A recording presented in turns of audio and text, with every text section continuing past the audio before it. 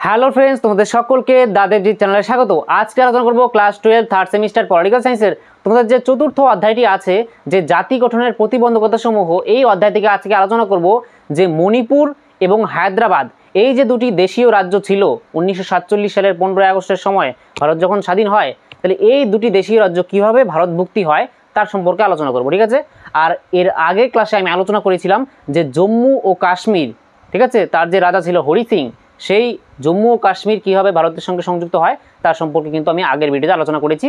তোমরা যদি না দেখে থাকো সেই ভিডিওটি তোমরা দেখতে পারো। দেখো, আমি এখানে লিখিয়ে দিয়েছি মণিপুর কীভাবে ভারতের সঙ্গে সংযুক্ত হয়। এখান থেকে কিন্তু কোশ্চেন আসবে, এর বাইরে কিন্তু আর কোশ্চেন আসবে না। ঠিক আছে, তাহলে আমি কি সুন্দর করে এখানে লিখিয়ে দিয়েছি, তোমরা এটা নোট করে রাখো। ঠিক আছে, তাহলে দেখো, প্রথমে দেখো যে মণিপুর কোথায় আছে। মণিপুর ভারতের নর্থ ইস্টার্ন একটা স্টেট। ঠিক আছে, এখানে উত্তর পূর্ব ভারতের একটা রাজ্য হচ্ছে মণিপুর এখানে। কিন্তু যখন 1947 সালের 15 আগস্ট ভারত আর পাকিস্তান নামে দুটি দেশ হয়, ঠিক আছে, তখন কিন্তু এই যে মণিপুর এটা একটা দেশীয় রাজ্য ছিল। আমি আগে বলেছিলাম যে ভারত ভাগের সময় দেশীয় রাজ্যের কিন্তু ভাগ হয় না, তখন ব্রিটিশ ভারতের ভাগ হয়। আর ব্রিটিশ ভারতের ভাগ হয় পাকিস্তান আর ভারত এই দুটি দেশে। আর যে দেশীয় রাজ্যগুলি ছিল, এই দেশীয় রাজ্যগুলিকে বলা হয় যে সেই দেশীয় রাজ্যগুলি হয় পাকিস্তানের সঙ্গে যোগ দেবে, বা ভারতের সঙ্গে যোগ দেবে, বা ইন্ডিপেন্ডেন্ট অর্থাৎ স্বাধীন একটা রাজ্য থাকবে। তাহলে মণিপুর চেয়েছিল যে মণিপুর একটা স্বতন্ত্র একটা রাজ্য থাকবে। আর সেই যে মণিপুর, তখন সেই মণিপুরের রাজার নাম ছিল হচ্ছে বোধচন্দ্র সিং। মনে রাখবে, মণিপুরের রাজা তখন ছিল হচ্ছে বোধচন্দ্র সিং। আর মণিপুর হচ্ছে এমন একটা দেশীয় রাজ্য ছিল তখন, যেই দেশীয় রাজ্য যার পৃথক সংবিধান ছিল। তাহলে মনে রাখবে, ভারতের অন্য কোনো দেশীয় রাজ্য, ভারতের যে 562টার মতো আর কি দেশীয় রাজ্য ছিল ওভারঅল, তাহলে তার মধ্যে কিন্তু শুধুমাত্র মণিপুর হচ্ছে এমন একটা দেশীয় রাজ্য যার একটা পৃথক সংবিধান ছিল। সেই রাজ্যের আলাদা সংবিধান ছিল। ভারতের তো সংবিধান পরে হয়, ঠিক আছে, কিন্তু মণিপুরের আগে থেকেই সংবিধান ছিল। এখন সংবিধান কি, তোমরা ক্লাস 11-এ পড়ে এসেছো যে সংবিধান কি।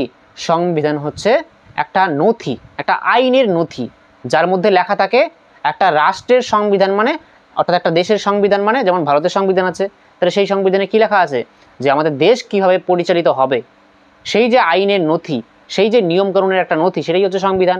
ঠিক তেমন মণিপুরের একটা সংবিধান ছিল, অর্থাৎ মণিপুর কীভাবে চলবে, সেই দেশীয় রাজ্যটি কীভাবে চলবে তার একটা সংবিধান ছিল। তাহলে মনে রাখবে যে কোন দেশীয় রাজ্যের পৃথক সংবিধান ছিল, তার মনে রাখবে তাহলে মণিপুর। ঠিক আছে, তারপরে দেখো যে এই 1947 সালে যখন দেশ ভাগ হয়ে যায়, তখন তো এই বোধচন্দ্র সিং রাজা ছিল, এবং এই মণিপুর বলে না যে আমি পাকিস্তানের সঙ্গেও যোগ দেব না, আবার ভারতের সঙ্গেও যোগ দেবে না, অর্থাৎ একটা স্বতন্ত্র রাজ্য হিসেবে থাকবে।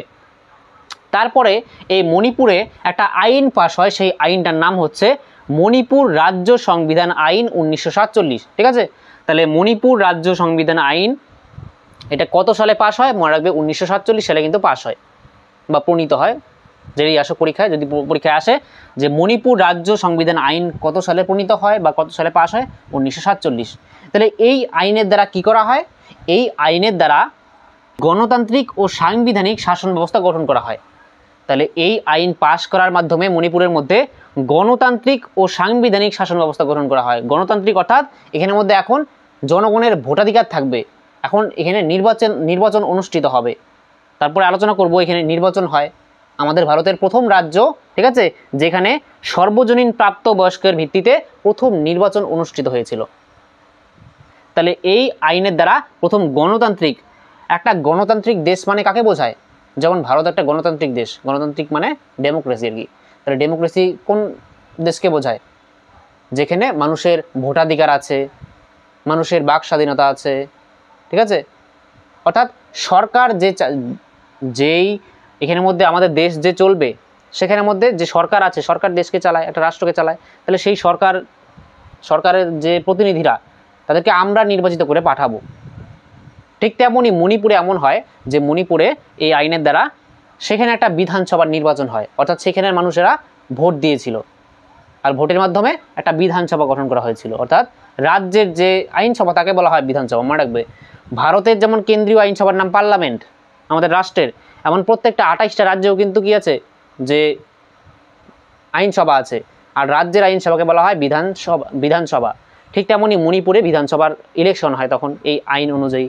তাহলে মনে রাখবে যে এই মণিপুর রাজ্য সংবিধান আইনের দ্বারা কী করা হয়, যে গণতান্ত্রিক ও সাংবিধানিক শাসন ব্যবস্থা গঠন করা হয়। তো তখন কি হয়, যে ভারত সরকার কি করে, যে ভারত সরকার মণিপুরকে বলেছিল যে মণিপুর যাতে ভারতের সঙ্গে সংযুক্ত হয়ে যায়, কিন্তু মণিপুরের যে রাজা সেটা চায়নি, স্বতন্ত্র থাকবে।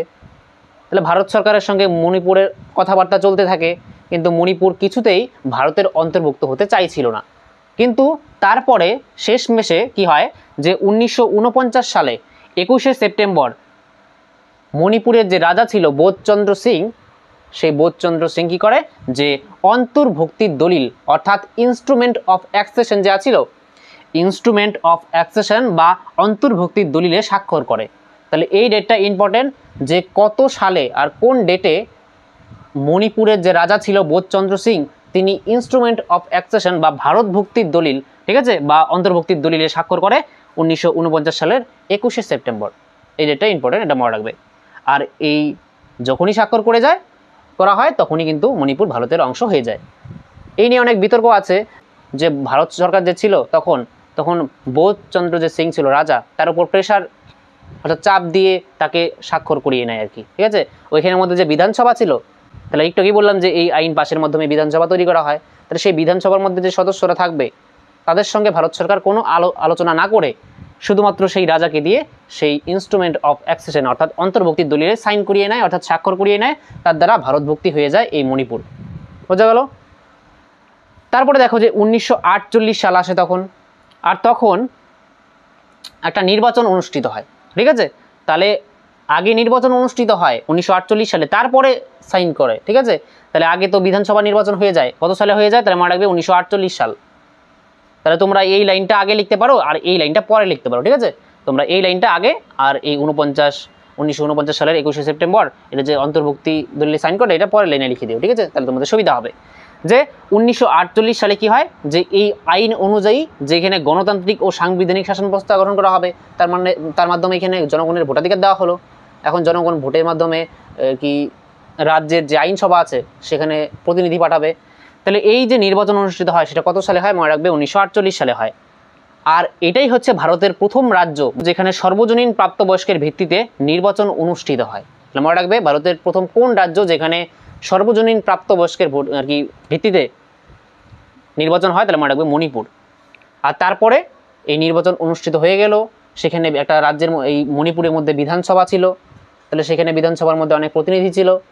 তাহলে তখন কি হয়, যে 1949 সালে পরে 21শে সেপ্টেম্বর বোধচন্দ্র যে সিং ছিল রাজা, মণিপুরের রাজা, সেই রাজাকে কি চাপের মধ্যে দিয়ে তাকে দিয়ে সাইন করিয়ে নেওয়া হয় ভারত সরকারের দ্বারা, আর তার দ্বারা মণিপুর ভারতের অংশ হয়ে যায়। নেক্সট পয়েন্ট দেখো, যে লেখা আছে যে রাজ্য পুনর্গঠন আইন 1956 এর দ্বারা কেন্দ্রশাসিত অঞ্চল করা হয় এই মণিপুরকে। মনে রাখবে যে মণিপুর প্রথমে তো স্বাক্ষর করিয়ে ভারতের অংশ করা হয়, কিন্তু এই মণিপুরকে ভারতের একটা কেন্দ্রশাসিত অঞ্চলে পরিণত করা হয় হচ্ছে 1956 সালে। মনে রাখবে 1956 সালে একটা আইন পাস হয়, যে সেই আইনটার নাম হচ্ছে রাজ্য পুনর্গঠন আইন, অর্থাৎ স্টেট রিঅর্গানাইজেশন অ্যাক্ট 1956। মনে রাখবে এটা পরেও আমি আলোচনা করব, ঠিক আছে। ভাষার ভিত্তিতে যে রাজ্য গঠিত হয় সেটা হচ্ছে প্রথম অন্ধ্রপ্রদেশ, তখন এই আইনটি সম্পর্কে আরেকটু কিছু আলোচনা করব নেক্সট ক্লাসে। তাহলে এখন শুধু জেনে রাখো যে রাজ্য পুনর্গঠন আইন পাস হয় হচ্ছে 1956 সালে। এই আইনের দ্বারা কি করা হয়, যে রাজ্য গঠন করা হয়, রাজ্যের পুনর্গঠন করা হয়, কিসের ভিত্তিতে, ভাষার ভিত্তিতে।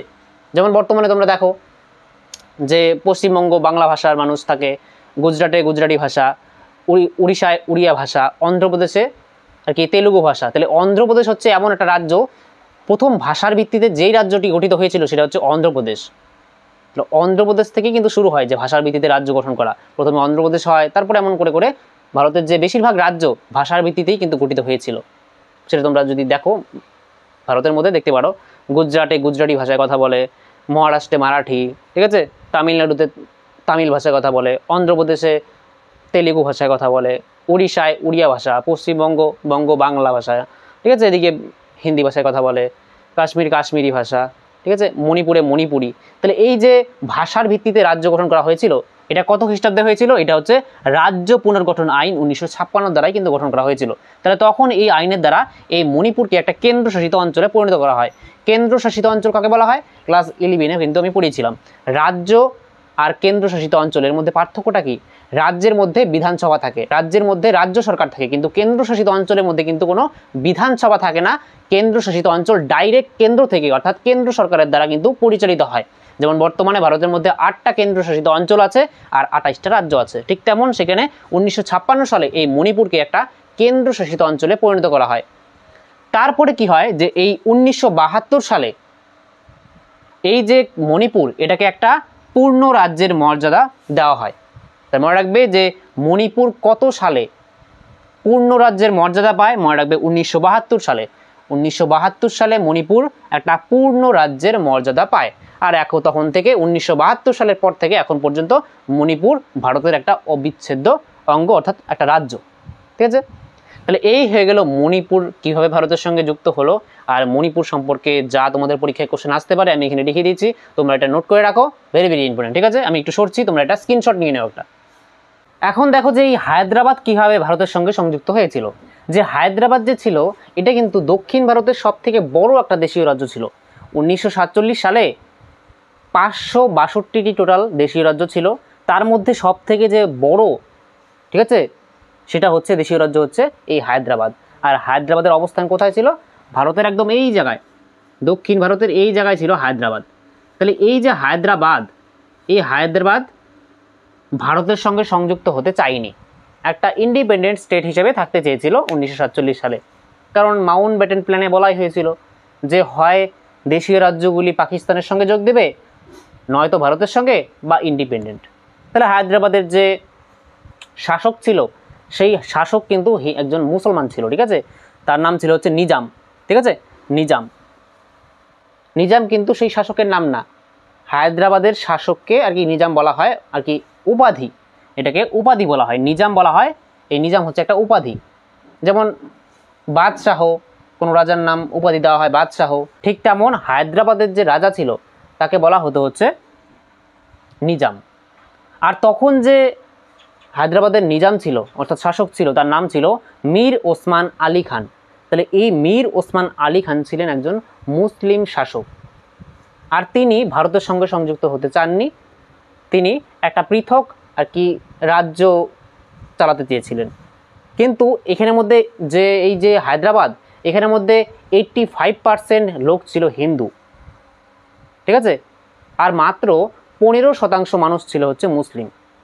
তাহলে সেখানের মধ্যে এই যে মুসলিম শাসক ছিল নিজাম, তিনি হিন্দুদের ওপরে, সেখানে যে 85% মানুষ হিন্দু ছিল, সেই হিন্দুরা চাইছিল যে না তারা ভারতের সঙ্গে যোগদান দিবে, কিন্তু যেহেতু শাসক মুসলিম, লিডার সেখানে মুসলিম, তাহলে শাসকের কথাই তো সেই রাজ্য চলে। তাহলে শাসকই যদি না যোগদান দিতে চায় তাহলে লোকজনের কথায় কি হবে?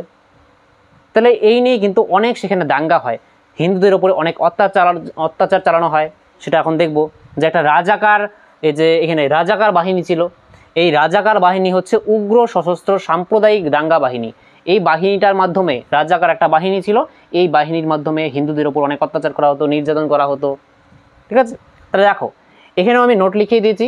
হায়দ্রাবাদ সম্পর্কে যে কোনো কোশ্চেন যদি আসে এখান থেকে আসবে, তোমরা এটা নোট করে রাখো। ঠিক আছে, বা একটা স্ক্রিনশট নাও, তারপরে আমি বুঝিয়ে দিচ্ছি।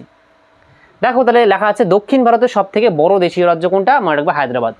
সেকেন্ড দেখো যে শাসক হচ্ছে নিজাম। নিজাম কিন্তু উপাধি, নাম না, নাম হচ্ছে তখনকার দিনে 1947 সালে যিনি শাসক ছিল তার নাম হচ্ছে মীর ওসমান আলী খান। আর রাজাকার বাহিনী হচ্ছে একটা উগ্র সশস্ত্র সাম্প্রদায়িক দাঙ্গা বাহিনী যেটা হায়দ্রাবাদে ছিল, আর যার মাধ্যমে এই যে শাসক হিন্দুদের উপর অত্যাচার চালাতো। আর নেক্সট হচ্ছে যে এই যে হায়দ্রাবাদ, এই হায়দ্রাবাদ ভারতের সঙ্গে সংযুক্ত হতে চায়নি, কিন্তু পাকিস্তানের সঙ্গে কিন্তু যোগাযোগ রাখতো। তখন হায়দ্রাবাদের যে রাজা ছিল, শাসক ছিল এই মীর ওসমান আলী খান, এই মীর ওসমান আলী খানের সঙ্গে আর কি ভারতের যে স্বরাষ্ট্রমন্ত্রী ছিল তখন সর্দার বল্লভভাই প্যাটেল অনেক কথাবার্তার মাধ্যমে বলেছিল যে ভারতের সঙ্গে যুক্ত হয়ে যাও। ভারতের মাঝখানে অবস্থান করেছে, তাহলে ভারতের নিরাপত্তার জন্য, ঠিক আছে, ন্যাশনাল সিকিউরিটির জন্য কিন্তু এটা একটা ভালো দিক ছিল না। একটা রাষ্ট্রের মাঝখানে অবস্থান করলে সেটা আমাদের ন্যাশনাল সিকিউরিটি অর্থাৎ জাতীয় নিরাপত্তার পক্ষে আর কি খুব একটা ভালো দিক ছিল না। তার জন্য এই যে হায়দ্রাবাদ এটা ভারতের সঙ্গেই যুক্ত হতে হবে, তার জন্য কিন্তু ভারত সরকার খুব চেষ্টা করেছিল, কিন্তু রাজা কোনো মতেই ভারতের সঙ্গে যোগদান করবে না। তিনি ইউরোপের বিভিন্ন দেশ থেকে দেশের সাহায্য চাইতে থাকে, তারপরে পাকিস্তান থেকে অস্ত্রশস্ত্রও কিন্তু নিতে থাকে। যেহেতু পাকিস্তান একটা মুসলিম আর কি রাষ্ট্র, তার জন্য এইখানের যে নিজাম ছিল শাসক, পাকিস্তানের সঙ্গে কথাবার্তা বলছিল, সেখান থেকে অস্ত্রশস্ত্র আনছিল। তাহলে এরপরে কি হয় যে ভারতের যে স্বরাষ্ট্রমন্ত্রী ছিল তখন, নাম ছিল সর্দার বল্লভভাই প্যাটেল, আর ভারতের যে দেশীয় রাজ্যগুলি ছিল সেই দেশীয় রাজ্যগুলিকে ভারতের সঙ্গে সংযুক্তকরণের ক্ষেত্রে কিন্তু সবথেকে বেশি যার ভূমিকা ছিল, উল্লেখযোগ্য ভূমিকা যার ছিল, তার নাম হচ্ছে সর্দার বল্লভভাই প্যাটেল, যাকে বলা হয় আয়রন ম্যান, লৌহ মানব বলা হয় কিন্তু এই সর্দার বল্লভভাই প্যাটেলকে। তাহলে তখন কি হয় যে 1948 সালে একটা অপারেশন শুরু করা হয়। কার পরিকল্পনায়? এই সর্দার বল্লভভাই প্যাটেলের পরিকল্পনায় একটা অপারেশন চালু হয়, সেটা হচ্ছে অপারেশন পোলো। ঠিক আছে, অপারেশন পোলো, এটাকে আবার পুলিশ অ্যাকশনও বলা হয়। তাহলে এই অপারেশন পোলো বা পুলিশ অ্যাকশনের দ্বারা কী করা হয় যে এই হায়দ্রাবাদের চারিদিকে ঘেরাও করা হয় বাহিনীর দ্বারা। তাহলে এই অপারেশন পোলো এটা স্টার্ট হয় হচ্ছে 1948 সালের 13ই সেপ্টেম্বর শুরু হয়ে যায়। তারপরে টানা 5 দিন ধরে কিন্তু এই অপারেশন পোলো অর্থাৎ পুলিশ অ্যাকশনটা চলে। টানা 5 দিন পরে কি হয় যে এই যে হায়দ্রাবাদ, এই হায়দ্রাবাদের যে সেনাবাহিনী তারা ভারতের কাছে আত্মসমর্পণ করে।